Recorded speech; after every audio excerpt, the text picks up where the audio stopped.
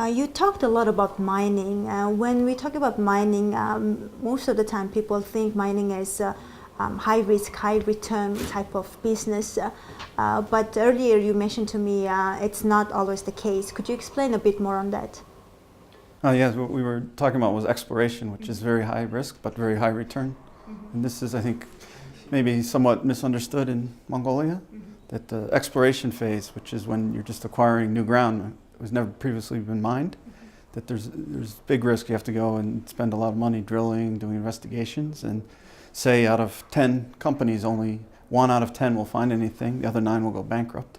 So these businesses always financed on stock exchanges, and most in Toronto, in Canada, and in Australia, which are big mining countries with a lot of experience of financing exploration work. So banks don't lend to these companies because there's a good chance that 9 out of 10 of them will go bankrupt. And there's investors in Toronto or in Canada, in Australia that understand this business very well. And they finance all of this work. And this was in the early years in Mongolia. A lot of the investment into Mongolia was these kinds of companies. And so if you're the 1 out of 10 that finds Tolgoi, then your investment goes 100 times. I see. And so the investor knows if I invest in 10 and I go bankrupt, the 10th one will go 100 times. So overall, I'll make my money back. And these investors are it's a relatively small pool of investors, and they know what's going on around the world. So for example, in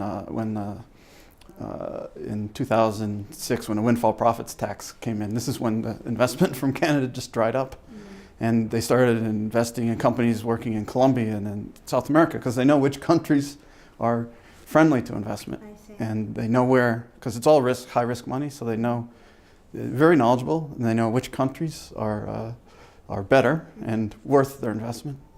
And then, and then Mongolia second, they came along with the strategic mine concept, which is basically, I always say it's like going to a casino, that if you win the jackpot, then the casino owner comes and says, give me 1/3 for free. So why, if I'm going to put real high risk money into my project, would I go to Mongolia where I have to give 1/3 to the government? I'll go to a country where I get to keep my jackpot. And so this is what's really hurt investment at the exploration stage in Mongolia.